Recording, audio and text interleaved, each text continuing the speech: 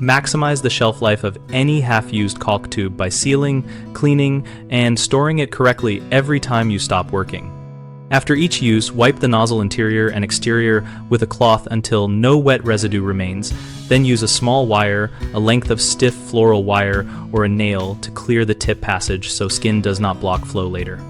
Push an appropriately sized screw or tightly fitting plastic cap into the nozzle to create an internal plug, and then cover the entire nozzle with a screw cap from an empty condiment bottle, a rubber cap, or a purchased reusable caulk cap to form an airtight outer seal. If the gun is removable, keep the tube in its original cardboard box or inside a resealable plastic bag with the air pressed out to reduce oxygen exposure and moisture changes. Store tubes upright with the nozzle pointing up to prevent pressure on the bead and reduce creep of material into the cap interface, and keep them in a cool, stable environment away from direct sunlight and heat sources so the polymer chemistry is not prematurely accelerated.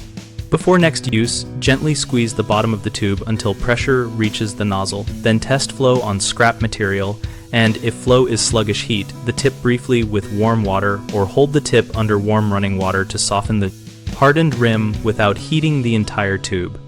If the nozzle is irreversibly clogged, replace it with a new one by cutting the tube where the plastic becomes solid and attaching a tapered replacement nozzle cut to the desired bead size.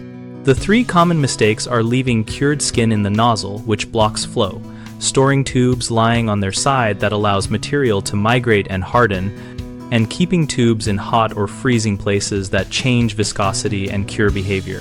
For a blocked nozzle, clear it immediately after use with wire, and then apply a snug external cap to keep air out.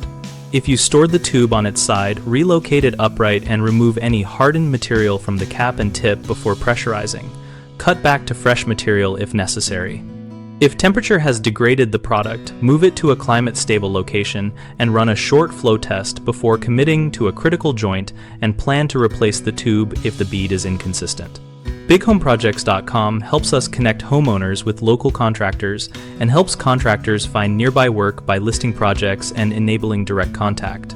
We also host a discussion community where we share practical tips and troubleshooting on storage, product choice, and on-site best practices.